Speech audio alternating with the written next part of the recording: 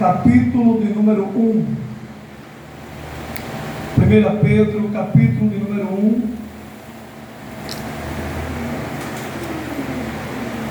1 Pedro, capítulo 1, versículo 13. 1 Pedro, capítulo 1, versículo 13, assim. A epígrafe diz: exortação à santidade. Portanto, cingindo os lombos do vosso entendimento, sede sóbrios e esperai inteiramente na graça que se vos ofereceu na revelação de Jesus Cristo. Como filhos obedientes, não vos conformando com as concupiscências que antes havia em vossa ignorância. 15. Mas como é santo aquele que vos chamou, sede o quê? Sede vós também santos em toda a vossa maneira de viver. 16. Capítulo 1, versículo 16 agora. Porquanto escrito está: sede santos, porque eu sou santo. Amém? Sede santo, porque eu sou santo. O 17 para terminar. E se invocai por Pai aquele que, sem acepção de pessoas, julga segundo a obra de cada um, andai em, cadê a igreja? Andai em temor, durante o tempo da vossa peregrinação. Sempre dando glória para Jesus. Palavra fiel, verdadeira, digna de toda a aceitação. Meus amados irmãos, Deus tem falado aqui de várias maneiras aqui nesse dia de hoje, né? E só confirmação de Deus.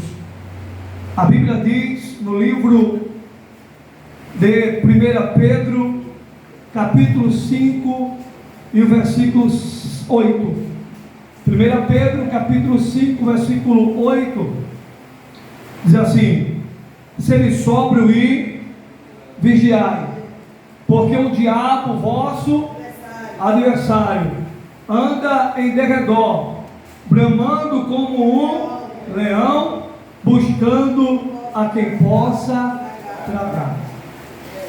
Nós sabemos que maior é o que está conosco. Nós sabemos que maior é o que está conosco. E quem é que está conosco? O leão da tribo de Judá. O leão da tribo de Judá, Jesus.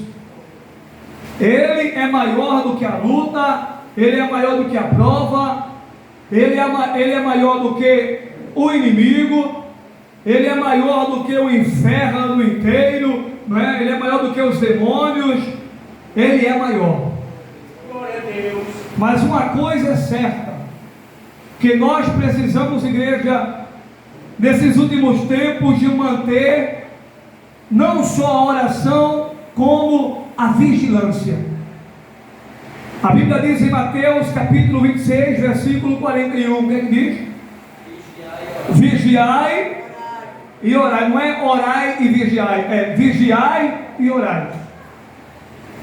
Vigiai e orai, para que não entreis em tentação. Na verdade, o espírito está pronto, mas a carne, ela é fraca. Paulo, escrevendo aos Gálatas, vai deixar claro que a nossa carne, a nossa natureza caída, ela não é sujeita à lei de Deus. A nossa natureza carnal, ela não é sujeita à lei de Deus. A carne cobiça contra o espírito. E lá o apóstolo vai falar, né, em suas cartas, que a carne cobiça contra o espírito e o espírito contra a carne. E espírito lá está em maiúsculo, Deus, Espírito Santo.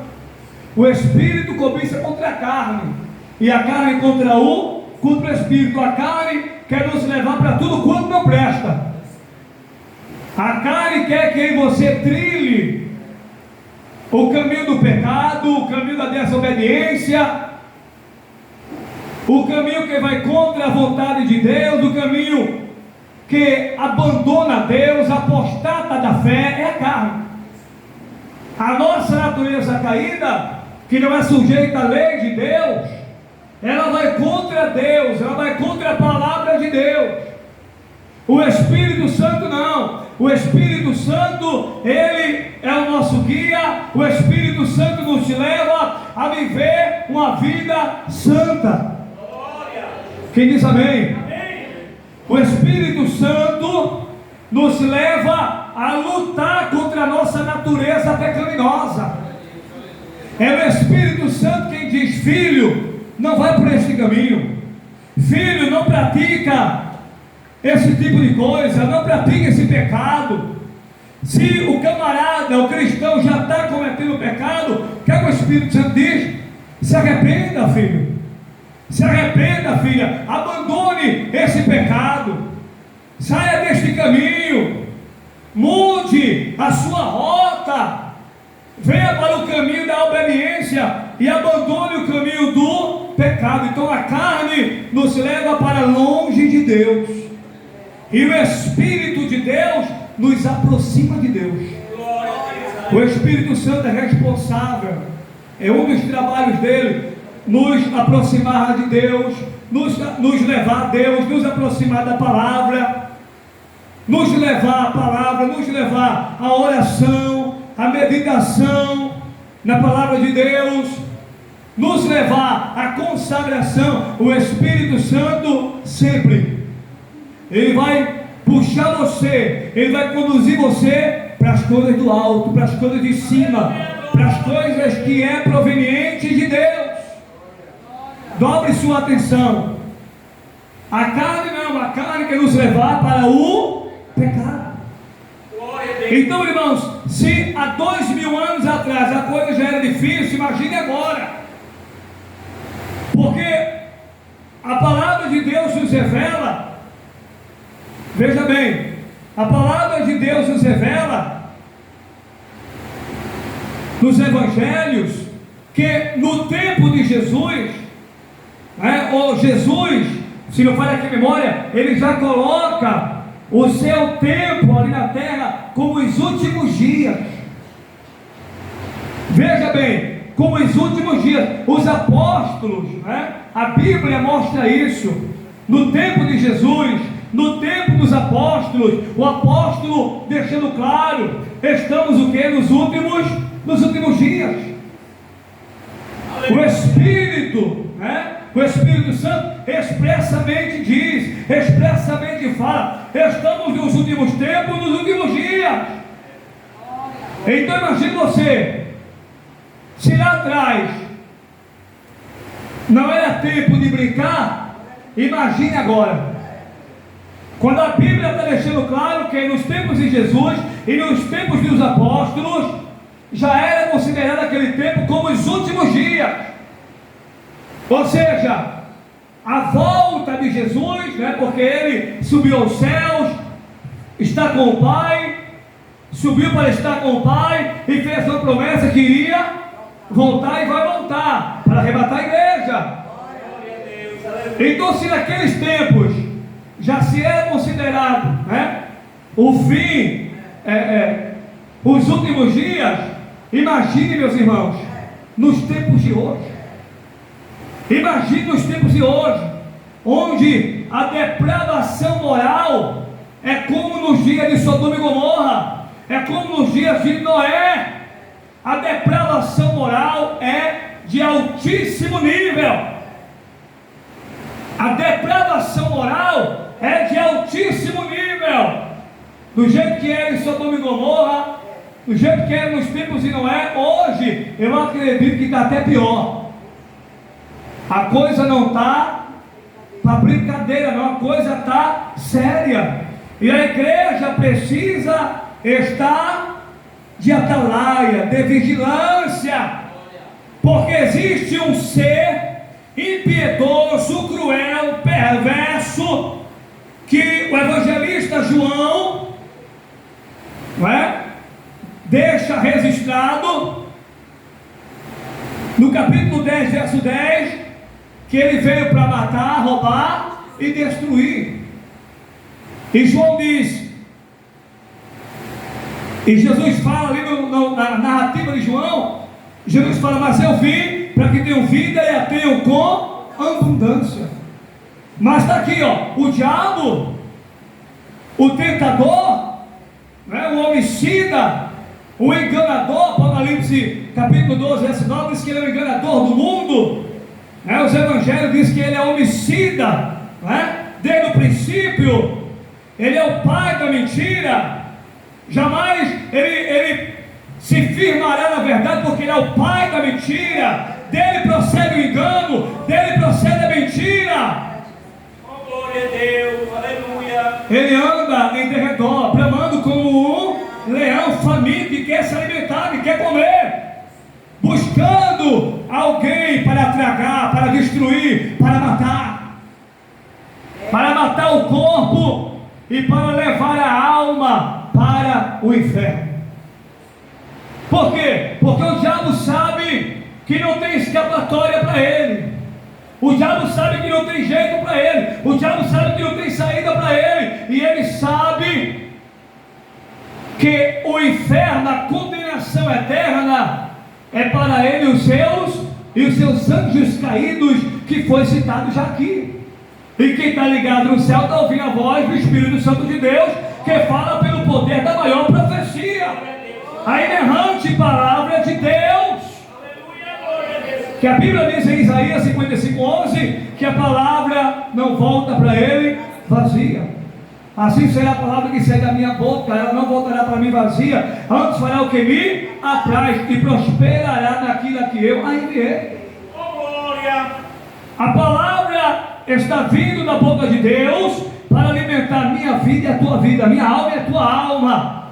A Bíblia diz em Hebreus capítulo 4, versículo 12, porque a palavra de Deus é viva e eficaz, ela é mais penetrante do que uma espada aguda de 2 fios, ela vai até a divisão da alma e do espírito, juntas e medula, é apta para discernir os pensamentos e a intenção do coração. Palavra de Deus. Em Isaías 48, diz: seca-se a erva, cai-se as flores, mas a palavra de nosso Deus subsiste eternamente. Mateus capítulo 24, versículo 35, palavras de Jesus: passarão os céus e a terra, mas as minhas palavras não hão de passar. Tudo está se cumprindo, irmãos. Tudo está se cumprindo. A palavra de Deus está se cumprindo, porque a palavra de Deus não é palavra de homem. Glória a Deus, aleluia. A Bíblia ela é composta por 66 livros. Ela é dividida em Antigo e Novo Testamento.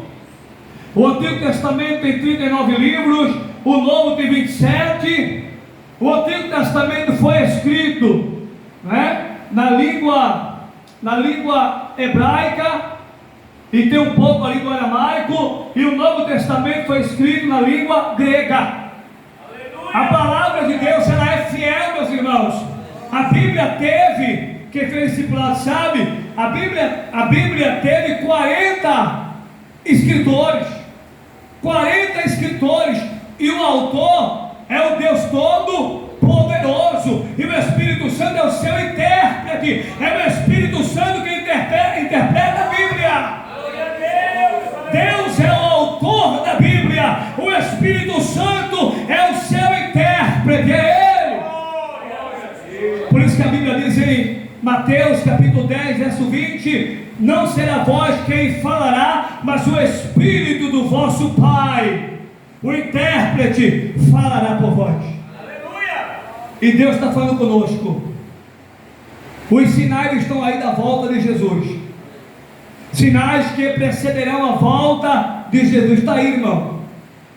Está aí os sinais: pai contra filho, filho contra pai, a nora contra a sogra, é pai matando filho, filho matando pai, sim ou não? Por causa de fortuna, por causa de dinheiro, por causa de poder, de status, é uma guerra tremenda.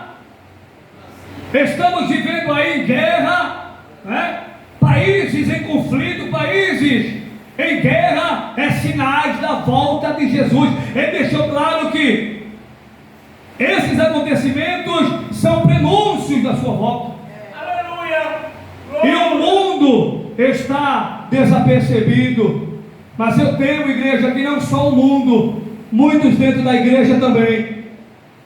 Muitos dentro da igreja também estão desapercebidos quanto à volta de Jesus. Os sinais estão aí. Jesus está às portas e muitos estão cochilando, espiritualmente falando, dormindo espiritualmente falando. Ei, desperte, acorde. Deus está falando nesse dia de hoje com você. Aleluia. Glória. Ó, Deus está falando conosco. Então Jesus declara, Mateus capítulo 26, verso 41, vigiar e orar, porque não adianta orar tanto e não vigiar. A igreja deve orar, como já foi citado aqui na frente, não é? Orar sem cessar. A igreja deve orar, a igreja deve buscar quem? A Deus. A igreja deve orar, a igreja deve buscar, a igreja deve vigiar. Vigilância. Nós estamos vivendo em um tempo em que nós precisamos vigiar muito. Estamos vivendo em um tempo em que nós precisamos vigiar.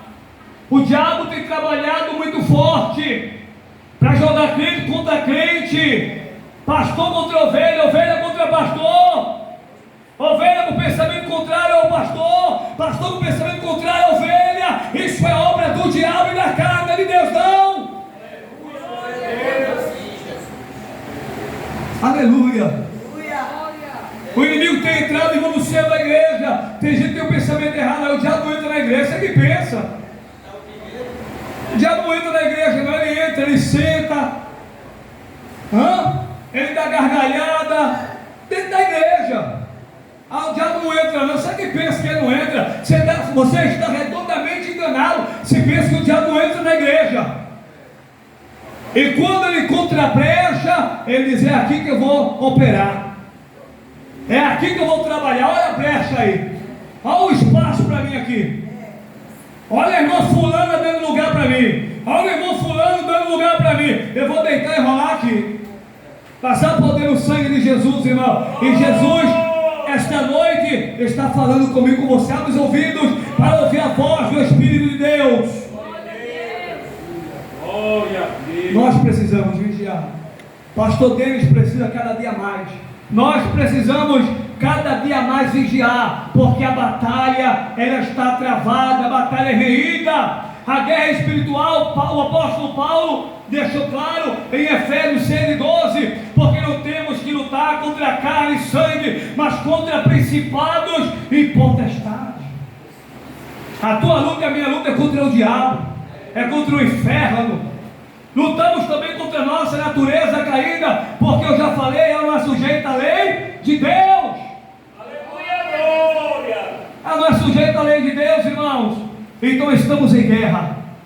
Vamos fechar as brechas, vamos vigiar, vamos orar mais, vamos buscar mais a presença do Senhor. Provérbios capítulo 8, versículo 17. Eu amo os que me amam, e os que de madrugada me buscam, me acharão. Você está descendo pelas madrugadas?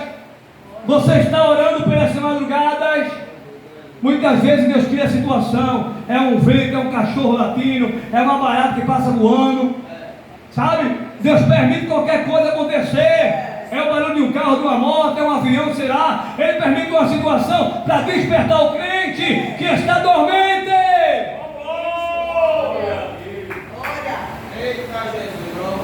Enquanto o inimigo está trabalhando, muitas vezes você está roncando. O inimigo está trabalhando e você roncando. Então ele diz: desperta, Deus, vai orar. Ora pela tua família, ora pela tua tua vida, intercede pela tua vizinhança, intercede pela tua parentela. Deus está falando com alguém aqui nesse dia de hoje. Estamos vivendo, irmão, os últimos tempos. Faz jus ao nome da igreja, né? Estamos vivendo os últimos tempos, os últimos dias. Veja o texto que nós lemos aí, 1 Pedro capítulo 13. Portanto, cingindo o que? Os lombos. 1 Pedro capítulo 1 verso 13. Portanto, cingindo os lombos do vosso entendimento. Veja bem, esta palavra cingindo, ela veio da palavra, né, cingindo. Essa palavra cingindo, ela veio da palavra cingir. Veja, o texto diz aqui, ó, cingindo. E essa palavra cingindo, ela veio da palavra cingir, que significa prepare-se ou preparação. O apóstolo aqui diz, ó, portanto, cingindo os lombos do vosso entendimento. Cingindo os lombos.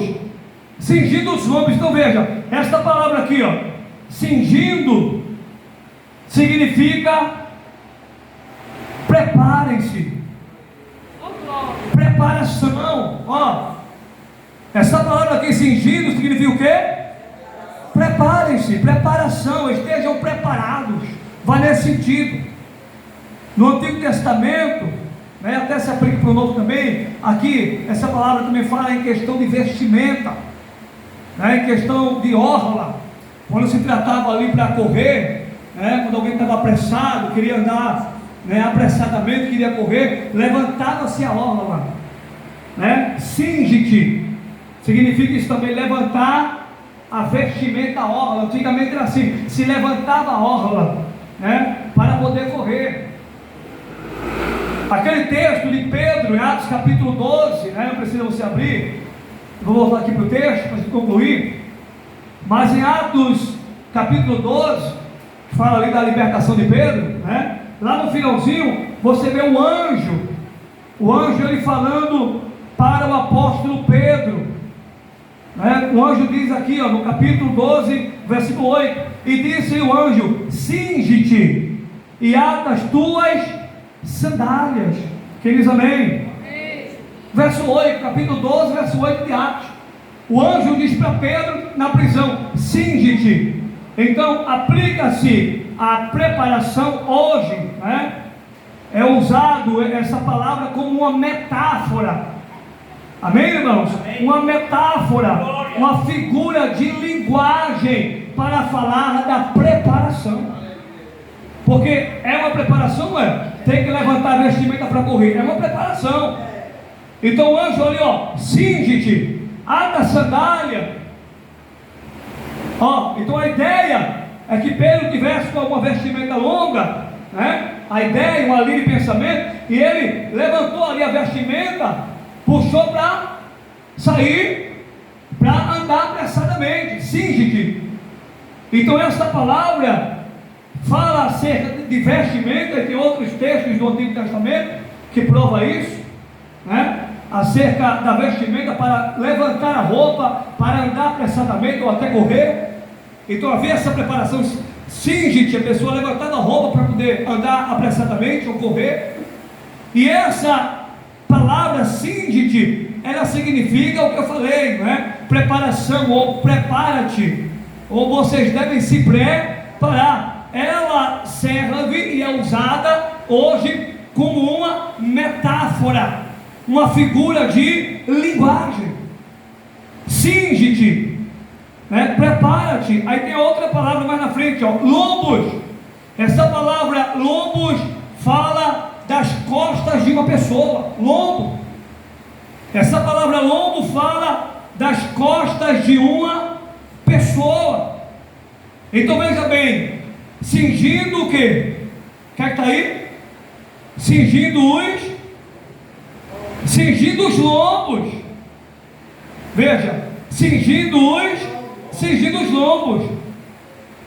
O que é que o apóstolo ele está dizendo aqui? Em outras palavras, preparem as costas de vocês. Traduzindo, o apóstolo está dizendo, ó, preparem as costas de vocês. Preparem as costas de vocês. Em outras palavras, o apóstolo está dizendo, ó, vocês devem se preparar. Preparem as costas de vocês. Vocês devem se preparar. Se preparar para quê? Para os açoites.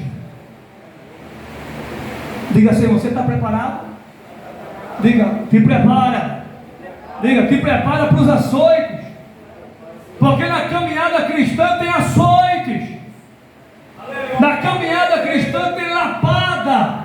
Aí você vai lá para Atos capítulo 16, você vai ver Paulo e Silas tomar uma surra de vara. Paulo e Silas levaram uma pisa, meu irmão. Foi uma pisa, imagina. Dois caras barbudos tomar uma pisa de vara, sem ter feito nada errado, por falar de Cristo, por anunciar as palavras da vida eterna, por falar do amor de Deus, da grandeza de Deus. Olha, Jesus salva, Jesus cura, Jesus liberta, Jesus batiza, prepara o homem e a mulher e leva para morar no céu. Só por causa disso. Ó, por causa disso aqui, eles tomaram o quê? Uma surra de vara. Tomaram uma surra de vara. Apanharam. Tomaram uma surra de vara. Então escute. Olha aqui, ó. Preparem as costas de vocês. Preparem as costas. Para quê? Para a lapada. Diga assim, irmão, prepara as costas. Prepara as costas para a lapada, meu filho. Prepare as costas para os açoites. Prepare as costas para a traição. Prepare as costas para tribulações e aflições. Preparem-se. O apóstolo aqui, em outras palavras, ele está dizendo, ó, preparem as costas de vocês. Ele está dizendo, vocês devem se preparar para o sofrimento. Porque a Bíblia diz em Lucas capítulo 9,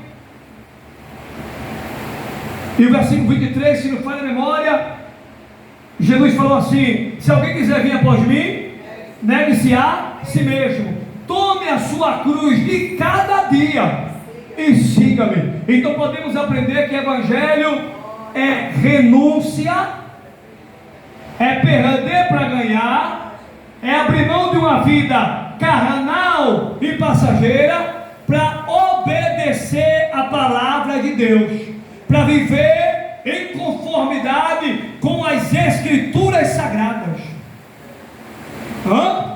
Para viver em conformidade com as Escrituras Sagradas.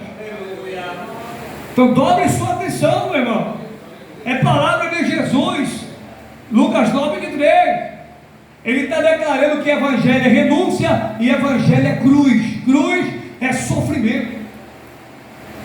A gente pode ver por aí, estamos vendo por aí, um evangelho da graça sem graça. Um evangelho, você vem como você está e você não muda em nada. Você vem como você está e permaneça. Você vem como você está, sabe por quê?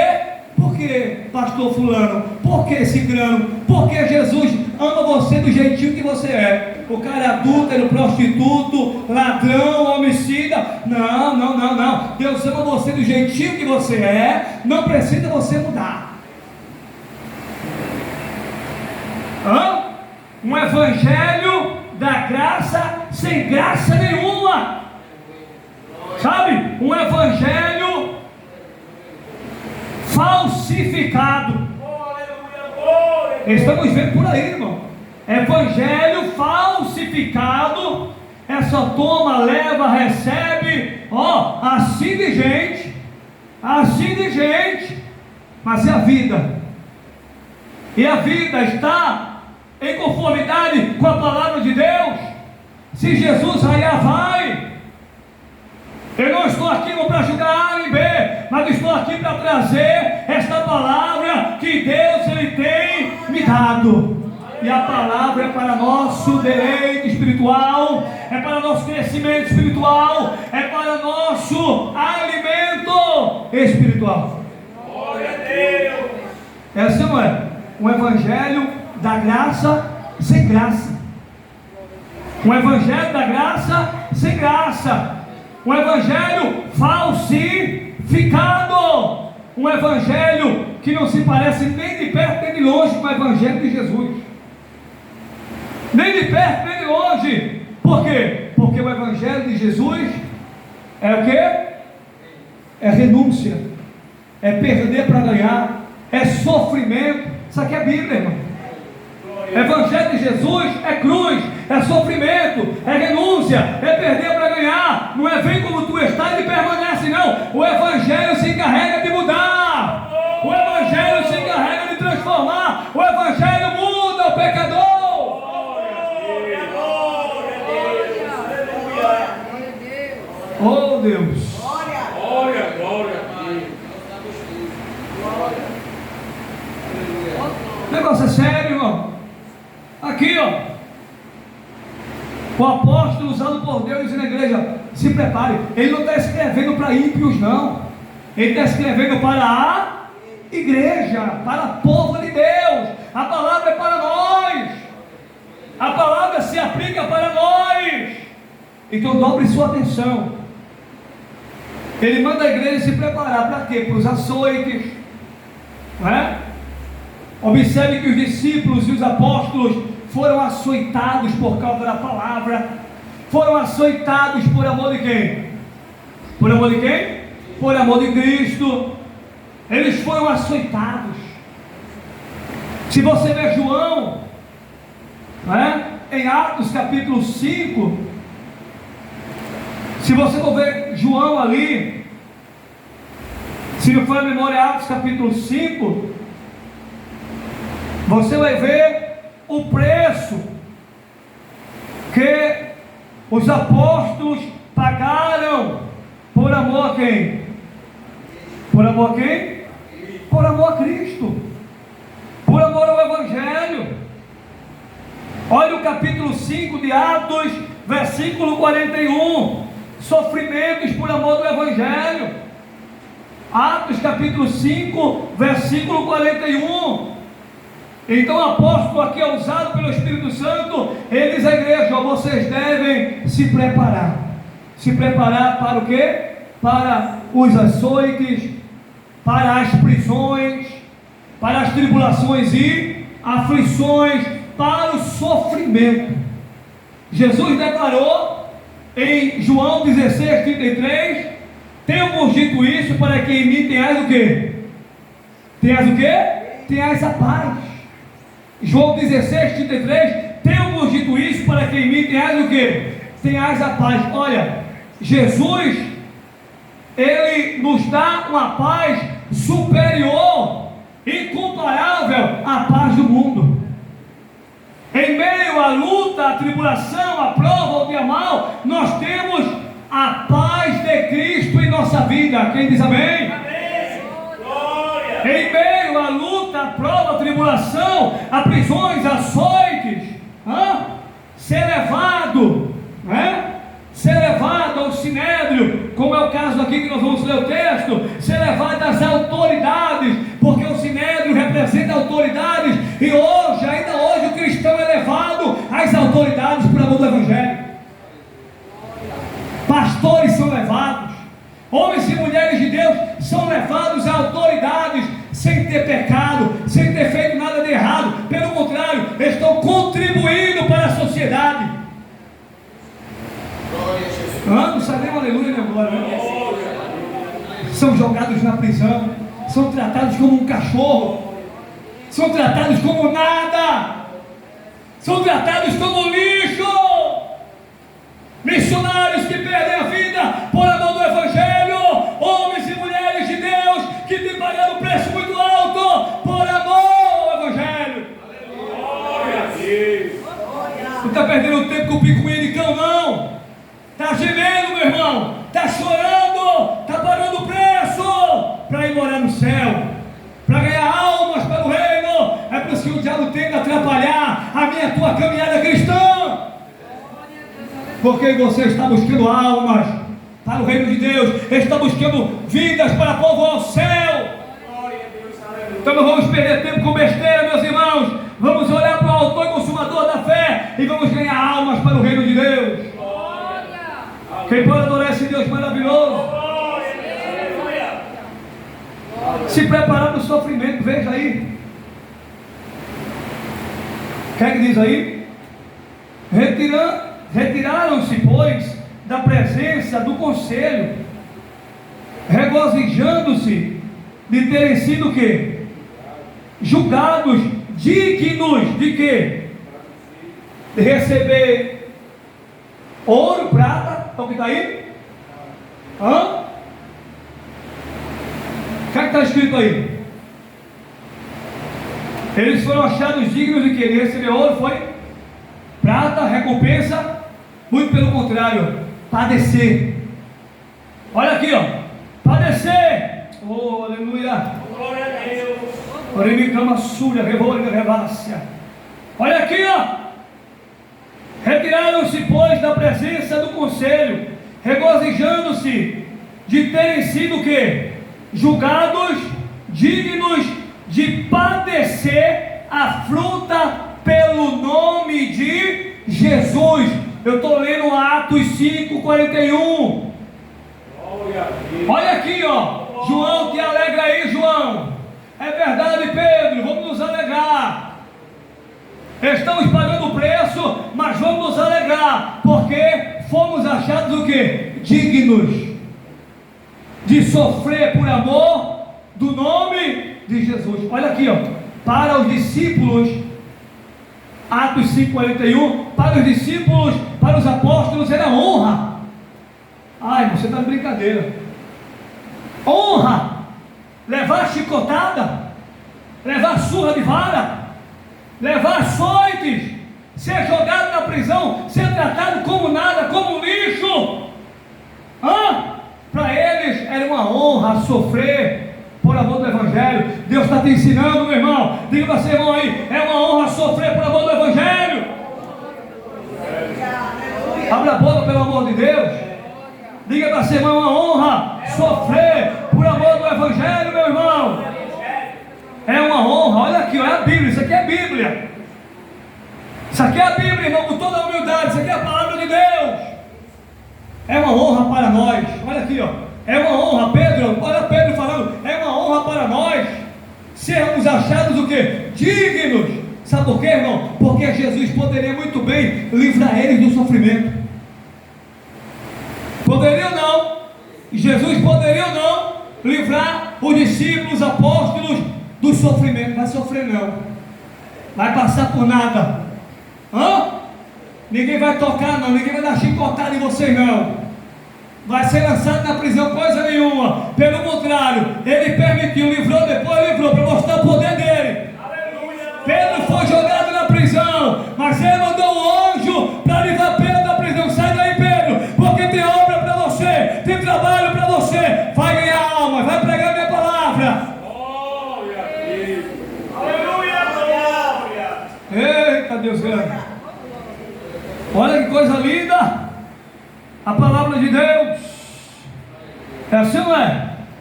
Olha aqui, ó, para nós concluirmos aqui essa palavra. Atos 12:8, ó.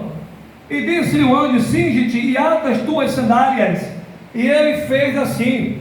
E disse-lhe mais: lança as costas da tua capa e segue-me. Ao 9. E saindo seguia. E não sabia que era real, que estava o quê? Sendo feito pelo anjo. Era tudo real. Tudo que estava acontecendo ali era real. Mas cuidava que havia alguma visão. Era tudo real. O anjo libertou Pedro. E Pedro foi fazer o quê? A obra de Deus. Está aqui, ó. Atos 5:41. Atos 5:41. Aqui no livro de Atos, veja ainda para nós fecharmos aqui. Atos capítulo. Bendito seja Deus. Atos capítulo 9. Veja o texto. Oh, Deus grande. Atos capítulo 9.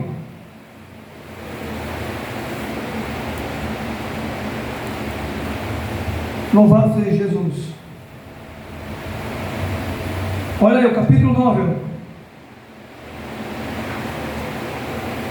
Versículo 10. E havia em Damasco um certo discípulo chamado o quê?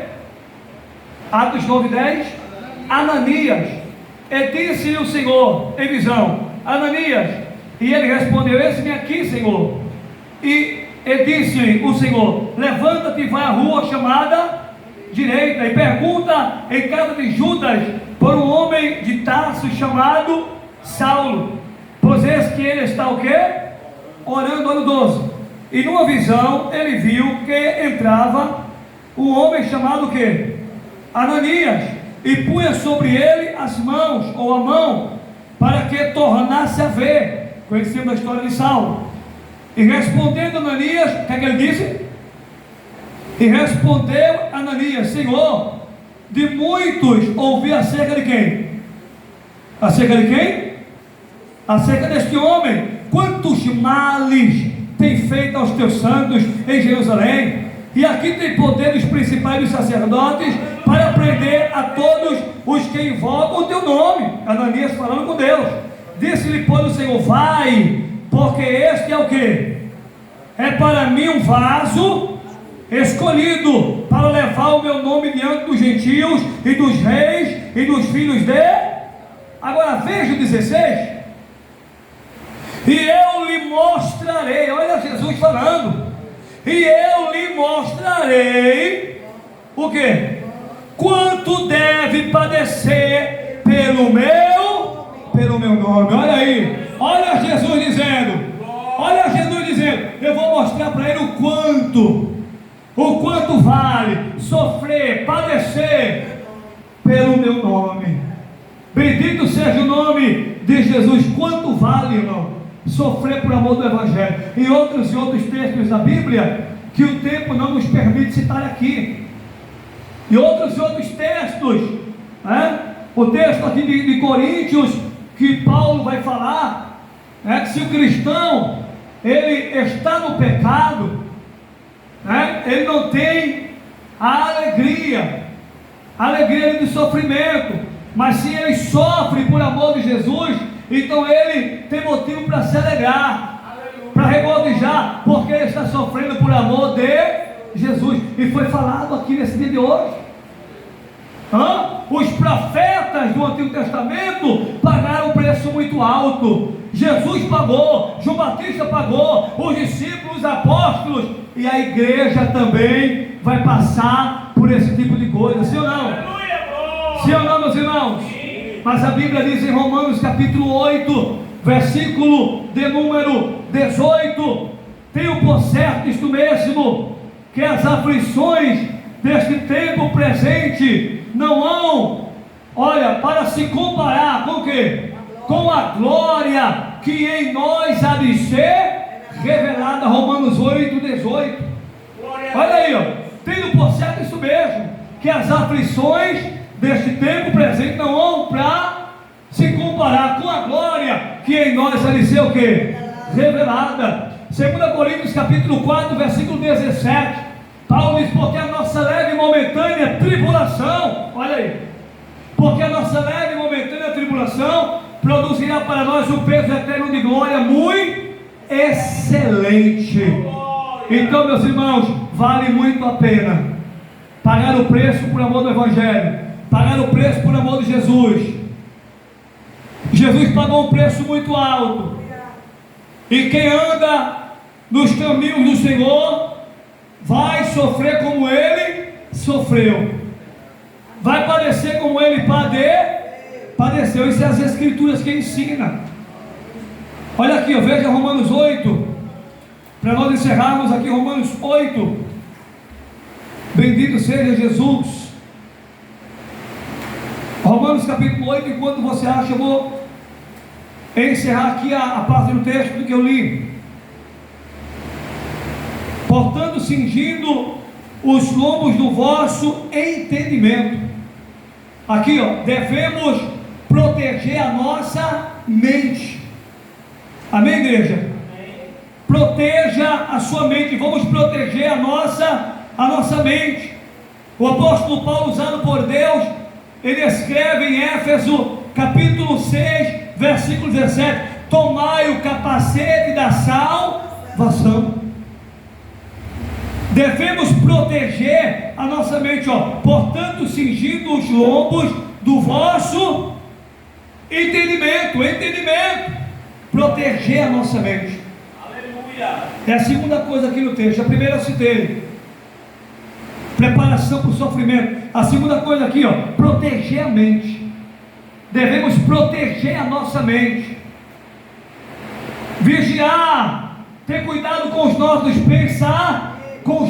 pensamentos. Devemos guardar a nossa mente, proteger a nossa mente, porque o inimigo ataca a nossa mente, colocando pensamentos pecaminosos, pensamentos negativos, maléficos, contra o nosso irmão, contra Deus, contra a palavra, colocando incredulidade. A batalha se dá na mente. A batalha se dá na mente. Então, a igreja achou em Romanos 8:35, o versículo 14 aqui, 1 Pedro, versículo 14, capítulo 14, e eu vou encerrar com Romanos. Como filhos obedientes, não vos conformando com as concupiscências que antes havia em vossa ignorância. Antes eu e você obedecia os prazeres da carne, fazia o querer da carne, porque eu e você não servia a quem? A Jesus. Agora nós somos filhos de Deus, nós nascemos de novo. Aleluia, glória. Nós nascemos de novo. E aqui o apóstolo está dizendo: como filhos obedientes, não vos conformando com as concupiscências, desejo desenfreado, ardente da carne. Não se conforme, não aceite. Se a carne está levando você para caminhos que Deus não se agrada, se a carne está levando você a pecar contra Deus, se a carne está levando você a viver uma vida contrária à palavra, rejeite, não aceite. Deus está falando conosco, porque você agora é filho de Deus. E se você é filho obediente, você não deve jamais se prostrar, se curvar aos prazeres, às concupiscências da carne. Aleluia. Olha o 15: mas como é santo aquele que vos chamou, sede o quê? Sede vós também santos em toda a vossa maneira de viver, porquanto escrito está: sede santos, porque eu sou santo. E o que é ser santo, meus irmãos?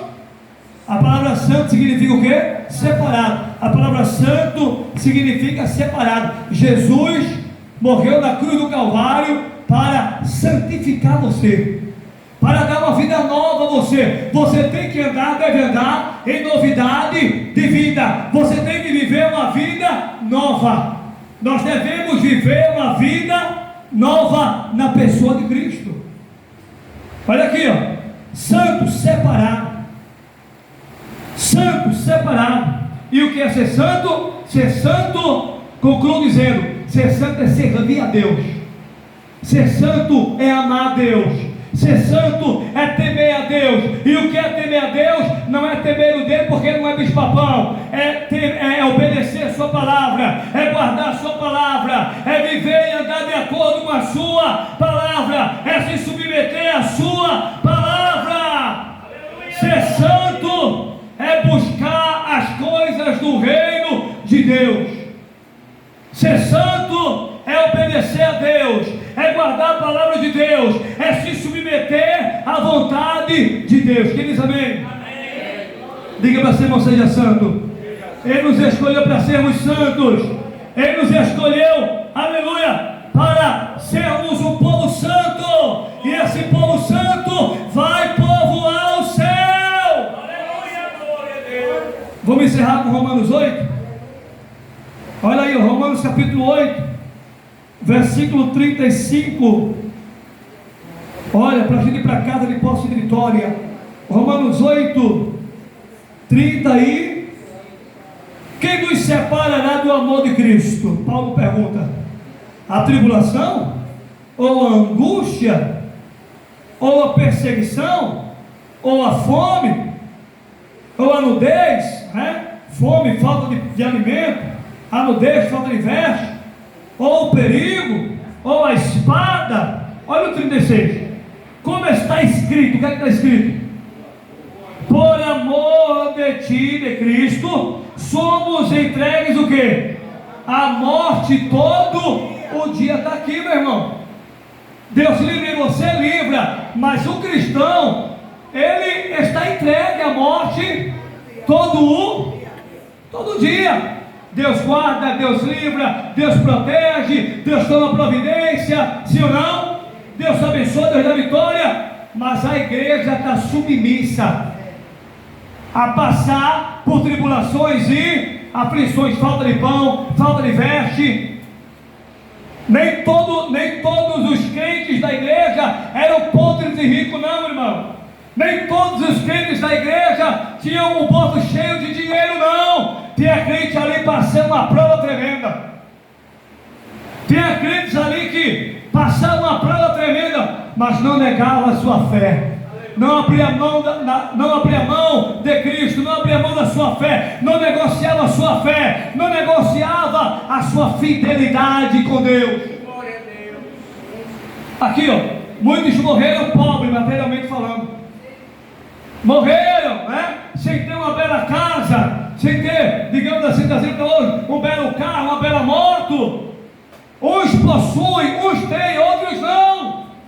Mas o mais importante é as mansões celestiais.